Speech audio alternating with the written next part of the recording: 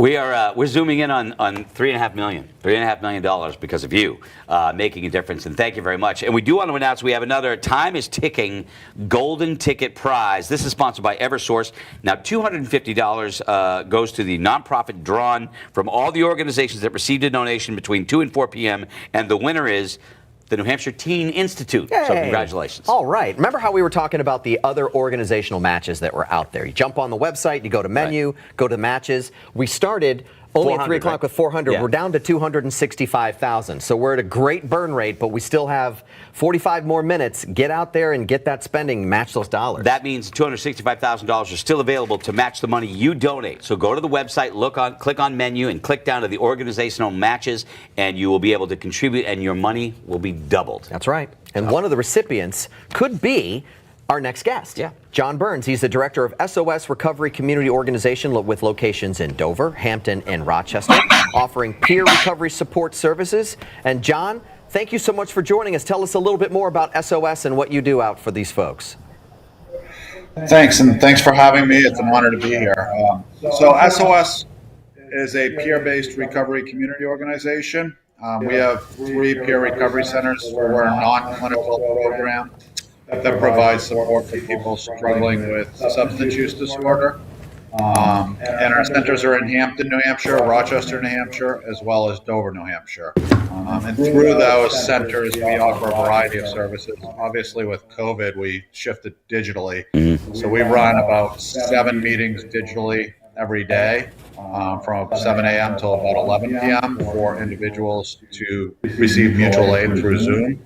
And we do that in collaboration with a couple other organizations in Oregon and Pennsylvania. And that forum has provided 500,000 people supports over the last year. Wow. And then we also are involved with what we call our Recovery Friendly Workplace Initiative, which is through the governor's office. And that's really going in and educating employers about substance use to provide workplaces that are supportive for both individuals as well as family members who may be affected by substance use, whether that's alcohol or problematic drug use, whatever the case may be. We want to provide supports and educate employers, because we know most people are really in the workplace that struggle with substance use. And oftentimes there's a lot of stigma, which we really focus a lot of our work around. Talking about the stigma, John, I was going to ask about, with the opioid epidemic that we were experiencing and maybe still experiencing to this day, substance abuse, especially when it comes to opioids, is much more recognized now, because really the spider web that substance abuse has touched virtually every family in one way or another. People are much more aware of the problem. Are you finding that you're getting increased help and attention because people are more aware of it and how big the problem is? And is it helping your organization in any way that maybe there's more help for you? Yeah, I mean, I think at the state and federal level over the last couple of years, we've seen a bump, an increase in some funding. I think we're still, when you look at the scope of the problem, I don't think there's many health-related issues out there, whereas many people that we've seen die of accidental overdoses would exist at the level of funding that does. So I think that stigma still remains a barrier. We're nowhere near reaching the level of resources that we need. The reality is a lot of the people that come in crisis looking for help or treatment still face wait lists of sometimes 2 to 6 weeks to get appropriate care. So that's still a big challenge and a big burden. And I think until we resolve that, we're still going to, we've got plenty of job security. Yeah, and that's unfortunate but true. John, as we're all celebrating what is looking and feeling very much like the end of the pandemic experience for all of New Hampshire, are you seeing any trend lines moving in the right direction in terms of demand for the services? I recognize they're still high.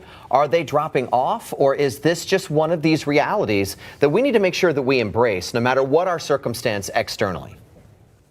Right. No, I mean, it's actually the opposite. So what we're seeing is, because, really a big part of our work is that human connection and building connections and social support for people. And with the pandemic, that isolation has exacerbated the issue.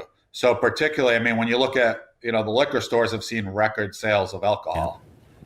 And so you combine that with isolation. And although we've done a great job and we've been able to connect people digitally that we haven't otherwise been able to, so our model has changed. And I think we're going to now reach more people than we used to. The downside of that is all the people that we're not connecting with yet because they are in isolation. So I think we're going to see an upwards trend for a while here. And unfortunately, that's the sad side of this, is that it's going to take a while to kind of undo the damage of that social isolation that the pandemic brought. John, let's actually, I want to ask about the successes that you've had, because I know you've had them. And for you, what is it like to see someone come through your doors of SOS and they're working on recovery, and you see them come into the light from the darkness? What is that? How do you feel inside when you see somebody, reach that point? Right. I mean, so I'm a person in long-term recovery. I also have a daughter who is in recovery. And really this work, it came to me through those challenges with my daughter. And that's really what fired my passion around this, because there were so little resources. So for me, the bravest moment is for an individual to even walk through our doors and look for help, because that's such a huge step. Like, to me, those are the bravest people, and those are the most important people that we see at SOS. And the majority of our staff were once people who walked through that door in that place. So that reward is just an incredible one. That's really why we do the work. And that's personally, that's what gets me up in the morning, is knowing that, every day I get to see those people that took that one brave step, and all those still out there struggling too, like just connecting with them without any expectations, I think is really critical for us. And that's part of our model, is to just really meet people where they're at. And if they're not at a point that they're able to access resources, then that's great. We're going to be here for them when they are. And I think that's really a critical piece. John, for anybody watching this or seeing this, that may be experiencing it or knowing someone who is, how can they get in touch? Let's give the website so that people can know where you are and where to go. Yeah, our website is www.sosrco.org. So they can go on the website. They can call us at 603-841-2350. And then we've also incorporated a feature into our website as a result of the pandemic. We have a little chat button in there. And if they click on that, one of the things we identified is oftentimes people aren't comfortable picking up the phone. Right. Yeah. But they are comfortable chatting, kind of like a Facebook Messenger almost. So we have a secure channel. If they click on that, it alerts one of our staff, and we're in there in about 3 seconds having a conversation with them. So that's been a really awesome feature of our website, which again is sosrco.org. John Burns, thank you for offering the lifeline for people in what is many times their darkest moment. Thank you for being there for them. So thank you for the work you and everybody at SOS does. Thank you very much, John. Thank you. And thank you for having us and being part of this New Hampshire Gives. It's appreciate really it, John. to us. There you go. Thank you. Thank you. That's SOS Recovery Community Organization. And, there's a lot of, I'm glad he sort of shared that with us, because you start to assume that because we're all maybe in our mainstream and normal operating lives feeling pretty good about where we're at right now coming out of the pandemic, there are still a lot of people that are struggling. Right. And eliminating the stigma around this kind of challenge that people have, recognizing it's a disease and tackling it as such is helpful. And they need the resources. It's the whole reason why we're here and what we're doing. And if you can help somebody make that first step that John talked about, that's the crucial moment, making that first step through the doors of a place like SOS, or maybe another recovery facility, wherever you may be.